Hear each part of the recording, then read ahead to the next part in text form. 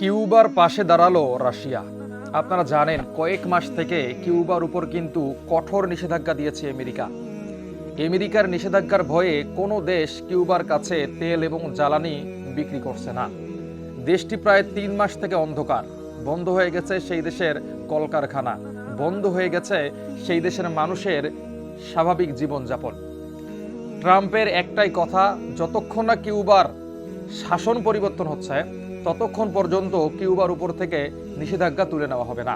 এক কথায়, ট্রাম্প যাকে পছন্দ করবে সেই ক্ষমতায় থাকতে পারবে, ট্রাম্প যাকে পছন্দ করবে না সে ক্ষমতায় থাকতে পারবে না।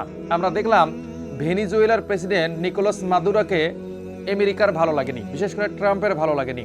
এই জন্য তাকে কিডন্যাপ করলো, তার স্ত্রীকে সহ, এরপর গোপন জেলখানার মধ্যে রাখলো। ঠিক একই রকম কিউবার যিনি প্রেসিডেন্ট আছেন তাকে ট্রাম্পের পছন্দ হয় নাই।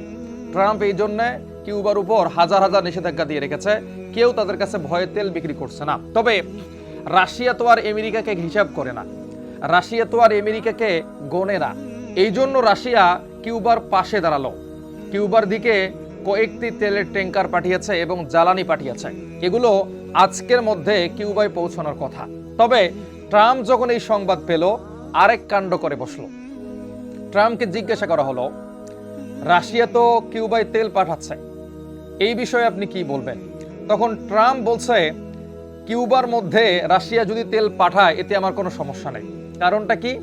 কারণ কিউবার সরকার যে কোনো সময় পতনের দিকে যেতে পারে। কিউবায় তেল পৌঁছাক আর না পৌঁছাক, সেই দেশের প্রেসিডেন্টের পতন হয়ে যাবে।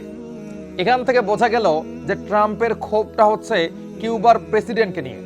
কিউবার প্রেসিডেন্টকে পরিবর্তন করলেই ট্রাম্প খুশি। আসলে পৃথিবীতে এখন বাণিজ্যিক যুদ্ধ চলছে। এই বাণিজ্যিক যুদ্ধে যে যত এগিয়ে যেতে পারবে সে তত বেশি বিশ্বের সামনে মাথা উঁচু করে দাঁড়াতে পারবে। এখন আমেরিকা ইচ্ছে করলে যে কোনো দেশের উপর বাণিজ্যিক নিষেধাজ্ঞা দিচ্ছে, আর যে দেশের উপরে আমেরিকার নিষেধাজ্ঞা পড়েছে সেই দেশ ধ্বংস অলরেডি হয়ে গেছে। যেমন এই যে ইরানকে তারা ধ্বংস করে দিল, তাদের টাকার মান কমাতে কমাতে কমাতে কমাতে এত টাকার মান নিচে নেমে গেছে যে এক বস্তা টাকা দিয়েও একদিনের বাজার হচ্ছে না। তো কিউবার ভেতরে কিন্তু সেম পরিস্থিতি তৈরি করে ফেলেছে ট্রাম্প। এক কথায় বাণিজ্যিকভাবে সেই দেশের রাষ্ট্রের যিনি প্রধান আছেন তার উপরে চাপ দেওয়া হয়, আর এই চাপ সামলাতে না পারলে সেই দেশে হয় গৃহযুদ্ধ লাগবে, না হলে আন্দোলন করে সেই দেশের প্রেসিডেন্টকে ভাগাতে বাধ্য করবে। তো ট্রাম্প কিন্তু এই মরণ খেলায় নেমেছে।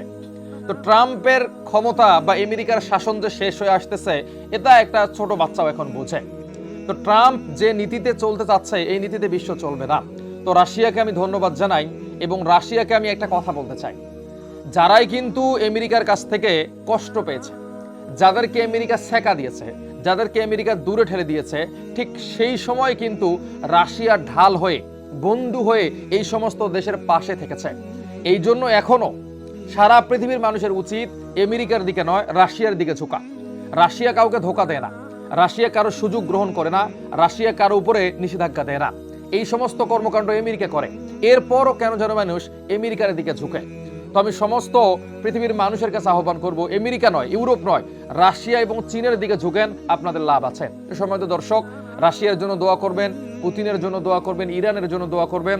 আর যারা নিউজটা পছন্দ করেছেন, বাবার নিউজ যাদের ভালো লাগে অবশ্যই চ্যানেলটা সাবস্ক্রাইব করবেন। আর যারা ফেসবুক থেকে দেখবেন অবশ্যই পেজটাতে ফলো করবেন। সবাই ভালো থাকবেন, সুস্থ থাকবেন।